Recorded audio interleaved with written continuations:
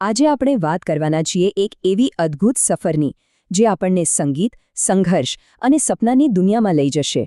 આ કહાણી છે એક એવા કલાકારની જેમને એક એવો રસ્તો પકડ્યો જે તદ્દન અલગ હતો, જેની કોઈએ કલ્પના પણ નહોતી કરી. ઘણીવાર આવું થાય ખરું ને, જ્યારે આપણું સપનું કે આપણો શોખ આપણા પરિવાર કે મિત્રોને કદાચ સમજાય નહીં. બસ આવી જ કંઈક પરિસ્થિતિમાંથી મોહન પસાર થઈ રહ્યા હતા. તો ચાલો એમની આખી વાર્તાને શરૂઆતથી જાણીએ. તો આ વાર્તાના નાયક છે મોહન. મોહનનો જન્મ એવા પરિવારમાં થયો હતો જ્યાં સવાર સાંજ સંગીતના સૂર રેલાતા હતા. એમના ઘરમાં પેઢીઓથી શાસ્ત્રીય સંગીતની પરંપરા હતી. એટલે એમ કહી શકાય કે સંગીત તો એમના લોહીમાં હતું. જેમ આપણે અહીં જોઈ શકીએ છીએ, મોહનનો સંગીતનો પાયો એકદમ પરંપરાગત અને મજબૂત રીતે નંખાયો હતો. શરૂઆત થઈ પિતાજી પાસેથી શાસ્ત્રીય ગાયન શીખીને, પછી વાયોલિન પણ વગાડ્યું, અને જુઓ તો ખરા, ફક્ત 10 વર્ષની ઉંમરે તો સિતાર જેવા વાદ્ય પર પણ પ્રભુત્વ મેળવી લીધું હતું. બધું જોઈને એવું જ લાગતું હતું કે તેઓ પણ પરિવારની સંગીત પરંપરાને જ આગળ વધારશે. પણ કહેવાય છે ને કે જિંદગી ક્યારેક એવા વળાંક લે છે જેની આપણે કલ્પના પણ નથી કરી હોતી. મોહનના જીવનમાં પણ આવો જ એક વળાંક આવ્યો, જેણે બધું જ બદલી નાખ્યું. એમના જીવનમાં એક એવા વિદેશી વાદ્યનું આગમન થયું જેણે એમને મંત્રમુગ્ધ કરી દીધા. થયું એવું કે એમના ઘરે એક જર્મન મહેમાન આવ્યા હતા, અને એ પોતાની સાથે લાવ્યા હતા એક ગિટાર. જેવું મોહને આ વાદ્ય જોયું, એનો અવાજ સાંભળ્યો, બસ એ એના પર વારી ગયા. એમના માટે આ એકદમ નવું, એકદમ રોમાંચક હતું. મોહને તરત જ ગિટાર પર હાથ અજમાવવાનું શરૂ કરી દીધું. અને અહીં પ્રયોગ શબ્દ ખરેખર બહુ મહત્વનો છે. કેમ ખબર છે? કારણ કે તેમણે માત્ર ગિટાર વગાડ્યું નહીં, પણ એ વિચારવાનું શરૂ કર્યું કે શું આ પશ્ચિમી વાદ્ય પર ભારતીય શાસ્ત્રીય સંગીતની ધૂન વગાડી શકાય. અને બસ અહીંથી જ એમની નવીન સફરની શરૂઆત થઈ.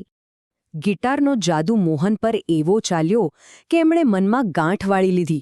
એમણે નક્કી કરી લીધું કે હવે મારા જીવનમાં બીજું કોઈ વાદ્ય નહીં, બસ ગિટાર અને માત્ર ગિટાર જ. આ કોઈ નાનોસૂનો નિર્ણય નહોતો, સમજ્યા? આ તો એક જુસ્સો હતો, એક અતૂટ સમર્પણ હતું. પણ આ જુસ્સાનો રસ્તો કંઈ ફૂલોની પથારી નહોતો.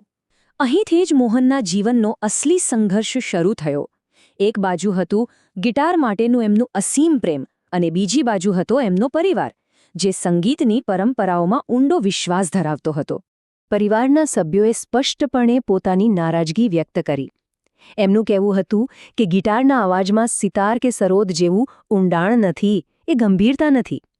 અને સૌથી મોટો વાંધો તો એ હતો કે તે એક વિદેશી વાદ્ય હતું. એટલે આ સંઘર્ષ ખાલી સંગીતનો નહોતો, સંસ્કૃતિનો પણ હતો. આ ટેબલ પરથી પરિવારની વિચારસરણી એકદમ સ્પષ્ટ થઈ જાય છે. એમના માટે ભારતીય વાદ્યો માત્ર સંગીતના સાધનો નહોતા, એ તો આપણી સંસ્કૃતિ અને વારસાનું પ્રતીક હતા. એની સરખામણીમાં ગિટાર એમને એક અજાણી અને ઓછી અસરકારક વસ્તી લાગતી હતી. આ બધા વિરોધની વચ્ચે મોહનને એક મજબૂત સહારો મળ્યો, એમની માતાનો. જ્યારે બધા વિરોધમાં હોય ને, ત્યારે કોઈ એક વ્યક્તિનો સાથ પણ બહુ મોટી હિંમત આપી જાય છે. પિતાજી સખત નારાજ હતા, પણ માતાએ કહ્યું, એને જે કરવું હોય તે કરવા દો, એના દિલની વાત સાંભળવા દો.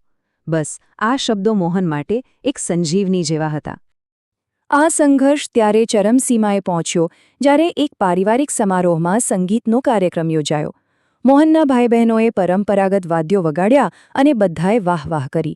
પણ જ્યારે મોહનનો વારો આવ્યો અને એમણે ગિટાર વગાડ્યું, ત્યારે પ્રશંસાને બદલે એમને મળી ટીકાઓ અને વણમાગી સલાહો.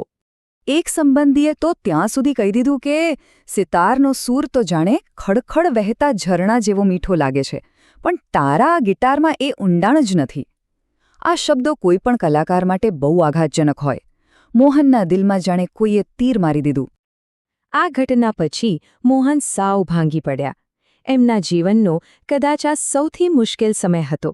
પણ ક્યારેક ઊંડી નિરાશામાંથી જ એક મોટા સંકલ્પનો જન્મ થતો હોય છે. એ રાત મોહન માટે ખૂબ જ ભારે હતી. તેઓ આખી રાત રડતા રહ્યા. વિચારો, એમણે પોતાના જીવનના 2 કિંમતી વર્ષ આ ગિટાર પાછળ આપ્યા હતા. અને હવે એમને લાગી રહ્યું હતું કે આ બધી મહેનત વ્યર્થ ગઈ. જુઓ, હતાશ હોવું એટલે ખાલી દુઃખી થવું એવું નથી. હતાશા એટલે એવી લાગણી જ્યારે એમ લાગે કે હવે આગળ કોઈ રસ્તો જ નથી, બધી આશાઓ ખતમ થઈ ગઈ છે. મોહન બસ આવી જ મનઃસ્થિતિમાં હતા. પણ કહેવાય છે ને કે રાત ગમે તેટલી અંધારી હોય, સવાર તો થાય જ છે. એ જ રાતના અંધારામાં એમણે આંસુ લૂછીને મનોમન એક દૃઢ સંકલ્પ કર્યો. એમણે નક્કી કર્યું, ભલે ગમે તે થાય, હું ગિટાર માટે જ બન્યો છું, અને એક દિવસ આ જ વાદ્ય દુનિયામાં મારી ઓળખ બનશે. અને દ્રઢ નિશ્ચય બનવાનો મતલબ એ જ છે કે હવે પાછું વળીને જોવાનું નથી. એમણે મક્કમ નિર્ણય કરી લીધો હતો. હવે કોઈની ટીકા, કોઈનો વિરોધ, કશું જ એમને રોકી શકે તેમ નહોતું. આ નિર્ણય પછી મોહને નક્કી કર્યું કે મારે કોઈને બોલીને જવાબ નથી આપવો. મારે મારા કામથી જવાબ આપવો છે. એમણે ગિટારને એક એવું સ્વરૂપ આપવાનું શરૂ કર્યું જે સંપૂર્ણપણે ભારતીય હોય અને છતાં તેનું પોતાનું એક આગવું સ્થાન હોય. એમનું સમર્પણ તો જુઓ. એ સમયે મોહન ફક્ત 16 વર્ષના હતા અને એમણે દિવસના 10-10 કલાક રિયાઝ કરવાનું શરૂ કરી દીધું. ખાવું, પીવું, સૂવું બધું જ સંગીતમય બની ગયું. આ કોઈ નાની વાત નથી. તો એમણે શું કર્યું? એમણે પશ્ચિમી ગિટારનું શરીર લીધું અને એમાં ભારતીય સંગીતની આત્મા પૂરી દીધી. એમણે ગિટારમાં ફેરફાર કરીને સિતાર, સરોદ અને વીણા જેવી ભારતીય વાદ્યોની ખાસિયતો ઉમેરી. અને આ અદ્ભુત મિશ્રણથી જન્મ થયો એક નવા વાદ્યનો, જેને આજે આપણે સૌ મોહન વીણા તરીકે ઓળખીએ છીએ.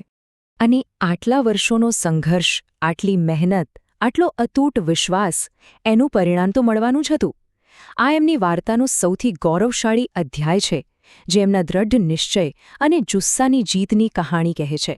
અને પછી આવ્યું વર્ષ 1993. દુનિયાએ એ જ મોહનને પંડિત વિશ્વમોહન ભટ્ટ તરીકે ઓળખ્યા.